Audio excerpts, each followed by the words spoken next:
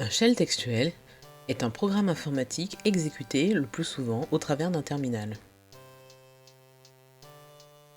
Ce programme permet d'effectuer des tâches en communiquant avec le système d'exploitation. Lorsque le shell est lancé, il affiche l'invite de commande ou prompt en anglais. Il s'agit d'une série de caractères, symboles ou mots fournissant ou non des informations à l'utilisateur et servant à indiquer qu'il est prêt à l'utilisation. À la suite de ce prompt, pour utiliser le shell, il suffit de taper sur son clavier des instructions appelées commandes. Ces commandes sont ensuite, sur la pression de la touche Entrée, interprétées et transmises par le shell au système d'exploitation. Le système d'exploitation effectue alors la tâche demandée. Le résultat de la commande exécutée est ensuite retourné au terminal. L'invite de commande est à nouveau affiché dès que le shell est prêt à recevoir une nouvelle commande. Le shell bash est l'une des interfaces en ligne de commande la plus utilisée sous Linux.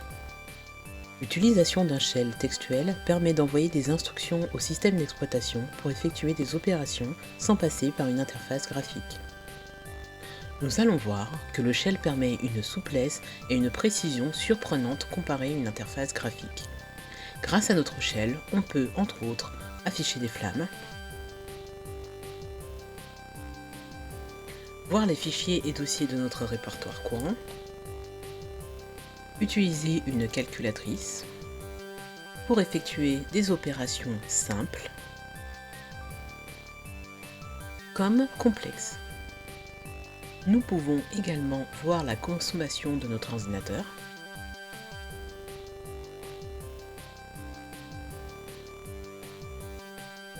afficher le contenu d'un fichier, visualiser un train,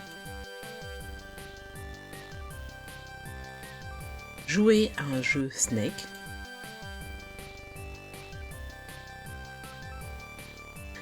faire croire à notre entourage qu'ils sont dans Matrix, afficher une maxime, faire dire à une vache qu'elle aime Star Trek, ou encore combiner les deux précédentes commandes pour qu'une vache récite une maxime. En conclusion, un shell textuel permet une exécution plus rapide, productive et précise de nombreuses tâches en parallèle ou non, ainsi que d'avoir accès à des programmes de calcul très puissants qui n'ont pas d'interface graphique mais peuvent se combiner les uns aux autres.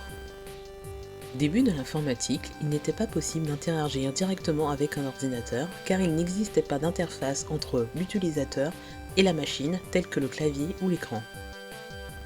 Il fallait perforer des cartes, les trous signifiant en fonction de leur position, des valeurs numériques, des lettres ou des nombres binaires contenant un petit bout de programme.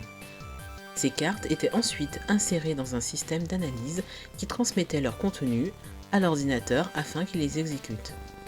Ce procédé s'appelle le traitement par lot, ou en anglais batch processing. Le shell textuel est donc une véritable progression. Il permet l'utilisation d'un ordinateur en direct.